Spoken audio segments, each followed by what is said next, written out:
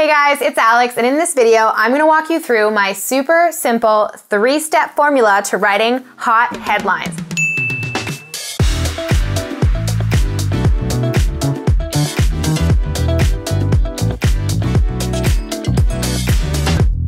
So, what are headlines? They are strategically written, attention-grabbing statements used in marketing and copywriting with the sole purpose of getting your reader to engage with you. Whether it be to click an ad on Facebook or to continue reading a sales offer, or yes, even picking up that magazine in the checkout line at the grocery store. Now, I'm not talking about clickbait. For those of you using clickbait in your marketing, seriously, stop it. You're lame. You're ruining the internet for the rest of us. If you don't know what clickbait is, it is similar to the headlines I'm talking about, except in this case, they are written for the sole purpose of getting a click and don't add any value whatsoever. So I'm sure you've seen clickbait while you're scrolling around the internet. Usually there'll be like a blurry photo or gross hyperbole or a controversial topic that leads to virtually nothing, an endless cesspool of lame shit that nobody cares about. What I'm talking about is writing effective headlines for your valuable content. Content that adds educational value, entertainment value, or inspirational value.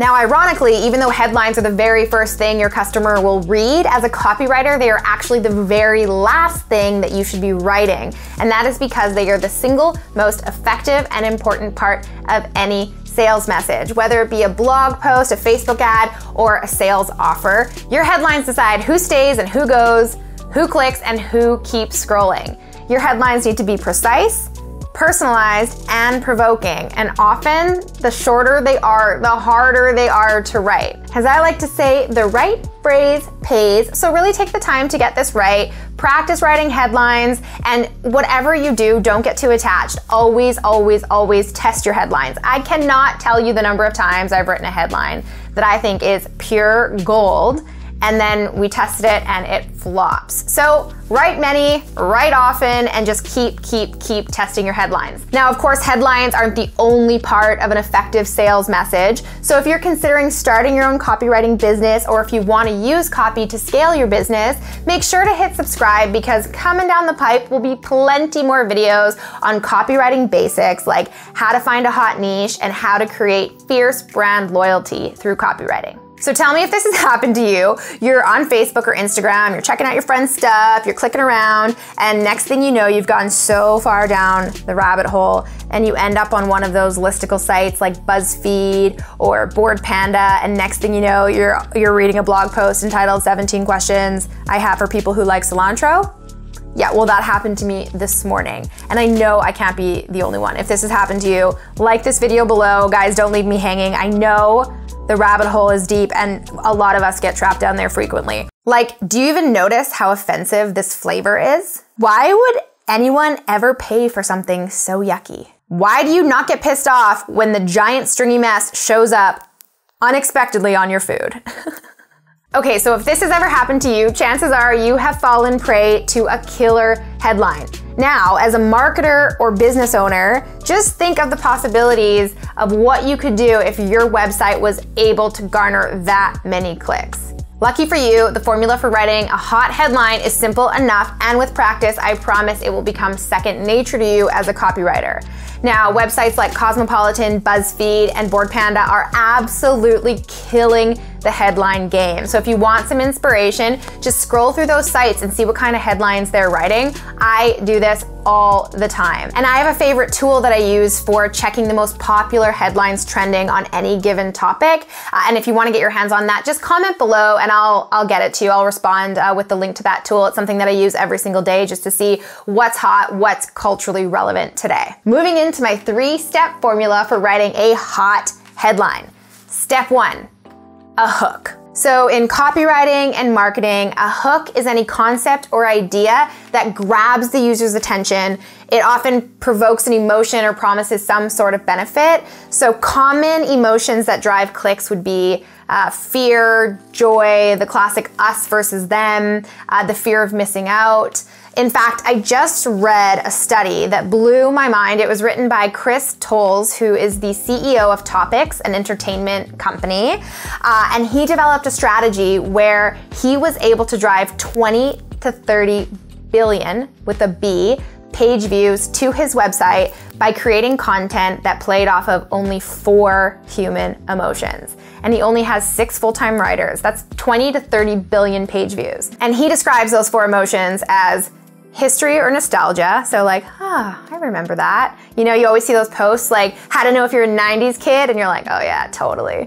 Humor, that's a pretty obvious one. Pride of knowledge, so that emotion when you know you were right about something. And then the 4th one is called Schadenfreude. Now, if you don't know what Schadenfreude is, neither did I had to Google it. It's actually a German word that means pleasure derived from other people's misfortune. So suddenly sites like dog shaming and F my life makes so much more sense. And now moving on to step 2 of the hot headline formula, and that is you must create an open loop.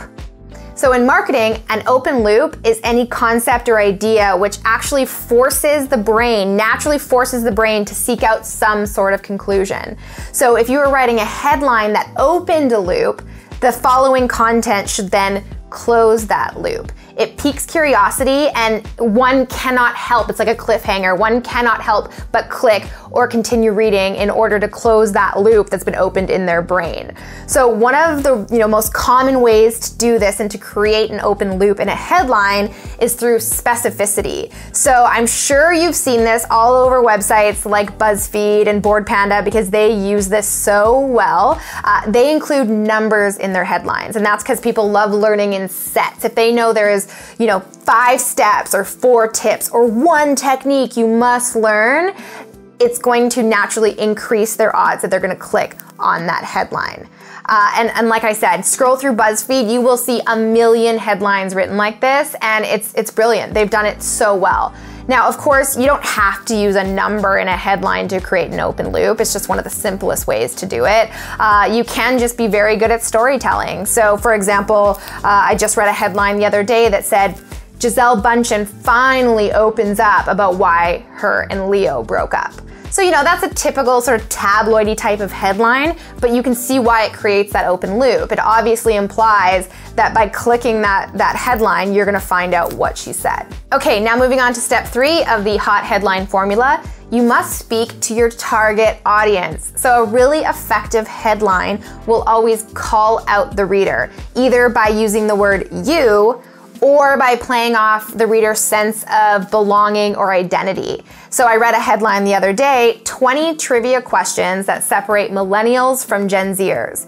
That headline's brilliant because obviously it speaks to those 2 groups, and everyone loves learning about their favorite topic, themselves. This is exactly why quizzes and personality type tests and all of that do so well, no matter how ridiculous they are. You want to know what Hogwarts house you belong to or what magical fairy you are. So make it clear who you are speaking to. Remember, if you try to appeal to everyone, you appeal to no one. So now can you see why I was so hell-bent on the cilantro headline? It checked all of the boxes. It had a clear us versus them hook. I've heard somewhere that you either love cilantro or you hate it. And so no matter what group you fall into, those are 2 extremely powerful emotions that are gonna get clicks. 2, it had specificity, 17 questions. Even though every single question was basically a version of, why are you crazy? Why do you like cilantro? I still had to know what they were. And then number 3, it had a target audience. So this is such a brilliant headline because if it truly is true that you're either someone who loves cilantro or someone who hates cilantro,